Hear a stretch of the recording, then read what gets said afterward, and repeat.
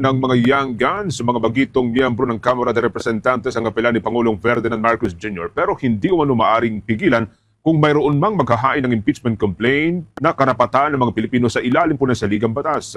Ayon kina House Assistant Majority Leader Pami Zamora at Zia Alonto Adjong at One Rider Party List Representative Rhodes Gutierrez, obligado ang Kamara na sundin ang prosesong itinakda ng saligang batas kung mayroong maghahain ng impeachment complaint laban kay Vice President Sara.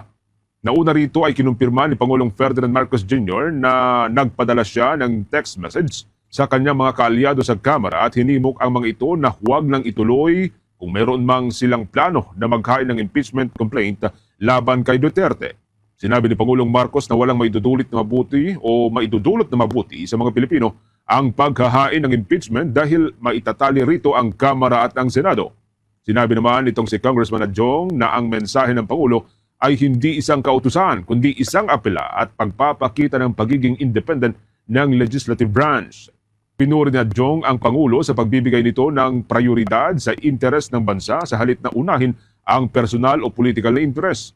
Ipinunto naman itong si Congressman Gutierrez na ang impeachment complaint ay isang prosesong constitutional at hindi maaring isantabi.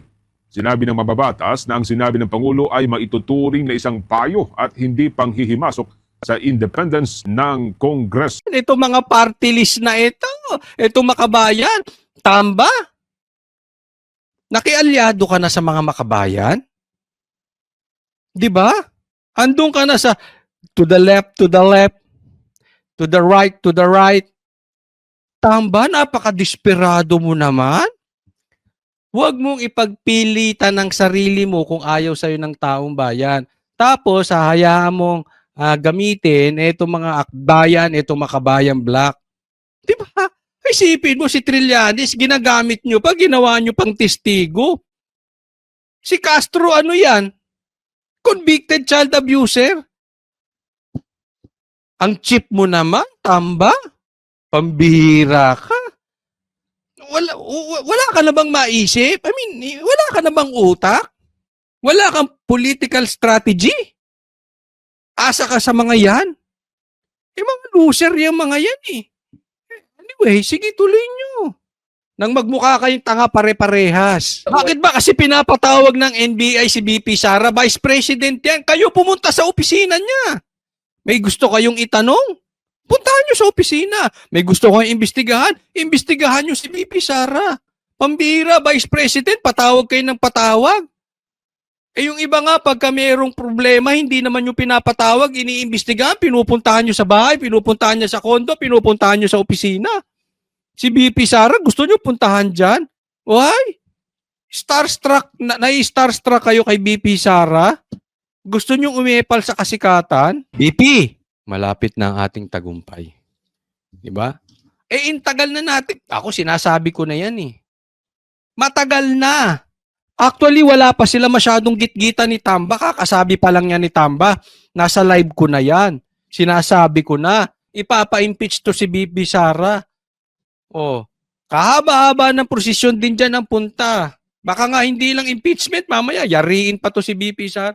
Hindi kasi talagang siguro bawat isa sa inyo meron din kayo kaibigang insecure. 'Di ba? Naka-experience bawat isa sa atin na insecure. Yung bang pag makikita niya yung tao parang sira na araw niya. May ganun 'di ba?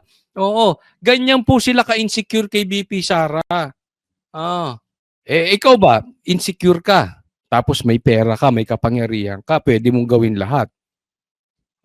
Talagang i-eliminate nila ito si BP Sara. Para sa GMA. Next po tayo. Ito puntahan natin. Etong next.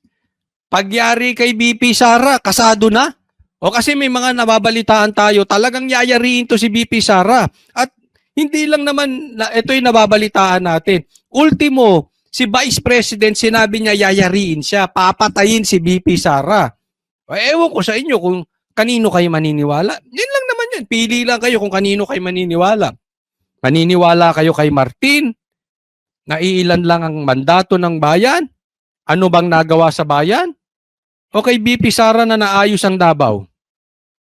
Ako, I will choose to believe BP Sara na talagang yayariin siya. Maniniwala ba kayo dito kay ma'am? Na hindi siya yayariin?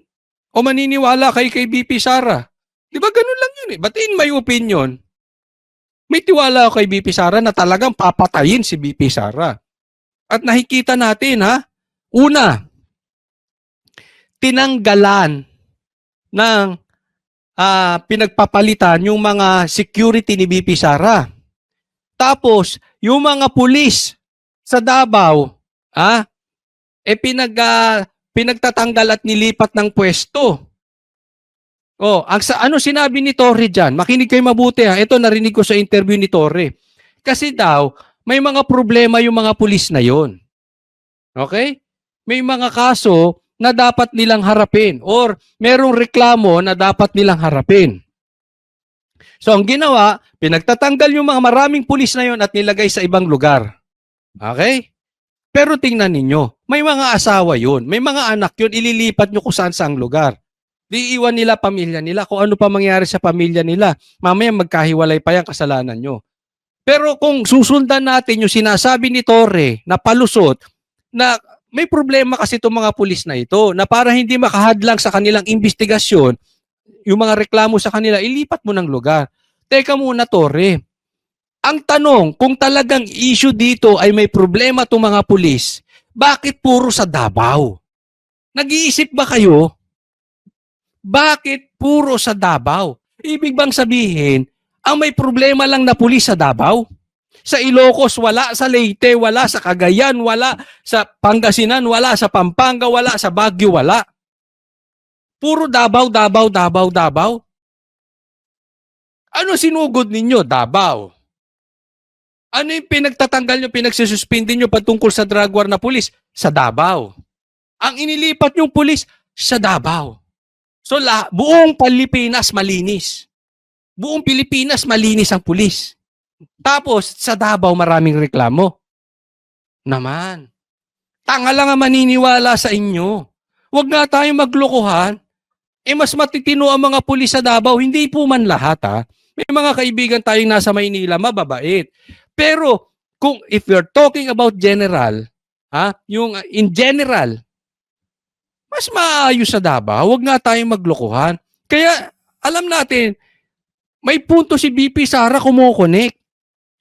Papatayin siya, sabi niya, tapos tinanggalan siya ng security, tapos gustong palitan ng gusto nyo. Sinasabi pa nga nitong si ma'am, hindi siya pwedeng mamili. Tama ba yun? Hindi siya pwedeng mamili ng security niya. Sabi, wag na ako mag-security kung kayo rin ang isipin mo ang pipili na security ko si Tamba. Wag na ako mag-security. Baka bantay sa lakay yun. O, di ba? O. Tinanggalan na security, papalitan na security, binawasan ng pulis sa Davao. Ngayon naman, didisarmahan si BP Sara. Ang lupit no? Ang daming mga civilian may baril. Ito pang vice president, loko-loko ba kayo? Kami nga, na ordinaryo Pilipino may death threat. May delikado. Kaya may baril. Ilang bang tao may baril? Ilang sibilya may baril? Pambihira kayo tapos ang vice president tatanggalan nyo ng lisensya? Ano yung yayariin nyo? Ako'y nagtatanong lang, hindi ko po kayo pinagbibintangay. Pero totoo ba yung sinasabi ni BP Sara talagang papatayin siya? At ang involved yung tatlo? Di ba? Bakit mo paano niya ipagtatanggol? Syempre may security siya. Pero syempre, iba pa rin yung meron kong dala. Paano kung yayari sa'yo security mo? Lahat naman kami. Lahat naman na may baril, may LTAP. Hindi ka naman pwedeng. Syempre, Vice President siya, may LTAP. LTAP po is license to own, license to own and possess firearms. No? So, doon ka lang magkakaroon ng baril pag may LTAP ka. No, yun po ang tatanggalin nila. Si Marcos ba walang LTAP? Wala bang baril si Lisa? Tayo naman naglolokohan, no? Kakasuhan pa, pinapatawag pa sa NBI, tapos ito pinag-aaralan, tatanggalan ng baril. Patayin nyo na kaya si BP Sara. Baka mamaya yan din ang dulo niyan. Hindi po si ma'am. Hindi po ikaw, ma'am, ha? Yung mastermind, kung sino ang nagpapagulo at nagbibigay ng masamang propaganda, black propaganda dito kay VP Sara. Patayin nyo na kaya. Hindi po tayo nagde-death threat dito Alam kong hindi kayo bobo. Alam kong alam nyo ang ibig sabihin. 'Di ba? Kasi sobra na yung panggigipit nyo kay VP Sara eh. Parang lahat na lang. Baka mamaya, VP Sara, bawal ka nang kumain ng 3 beses isang araw kasi may confidential funds ka. Isang beses ka na lang kakain. Alam mo yung lahat na lang. Lahat na lang pinuna. Alam mo yung mga toxic na tao, ganyan. Yung ang daming issue, ganyan kayo. Toxic kayo. Ang dami yung issue lahat. Lahat issue kay VP Sara. Diyan ba nagagastos ang binayad ng mga Pilipino? Sa panggigipit nyo kay VP Sara at kay Duterte? Hindi na kayo natapos-tapos. Wala na kayong gagawin hanggang 2025 election. Sa bagay, maganda yan. Para makita ng taong bayan, sino ang nanggigipit sa mga Duterte? Alam nyo, malakas pa rin ang mga Duterte. Yan, ito maganda Ikakampanya ni Kati Binag si Pastor Kibuloy. At natanong ko siya, 5 po talaga ang susuportahan niyang senador. Sana maalala ko ng tama. Attorney Vic, Marcoleta, Pastor Kibuloy, Doc Willie Ong, at saka si Jimmy Bondoc. Sabi ko, parang puro bago sa bago sa politika. Pero I agree with her. Kasi susuportahan ko rin yan yung 5 yan. Talagang iboboto ko yan. Number 1, syempre si Pastor Kibuloy. Kasi mga bago to. Hindi pa to ugali. I mean, dun sa 5 yan, may ugaling Tamba ba? Dun sa 5 yan, may ugaling Martin ba? Sa 5 yan, may ugaling BBM ba? Walang ugaling trapo, di ba? Lahat may napatunayan na. Lahat gustong magsilbi ng maayos. Ang sa akin lang, yung mga iboboto na yan, sana ay pumasok silang matino, lalabas silang matino. No? Pero rest assured naman yan, chances are malaki ang magagawa ng mga ito dahil nga nakita na nila yung sama ng gobyerno ngayon. Especially Pastor Kibuloy kasi matagal na niya pong ginagawa yung pagtulong. Marami na siyang resibo. Kahit anong gawin niya ngayon, nagawa niya na dati. Hindi niyo matatawaran.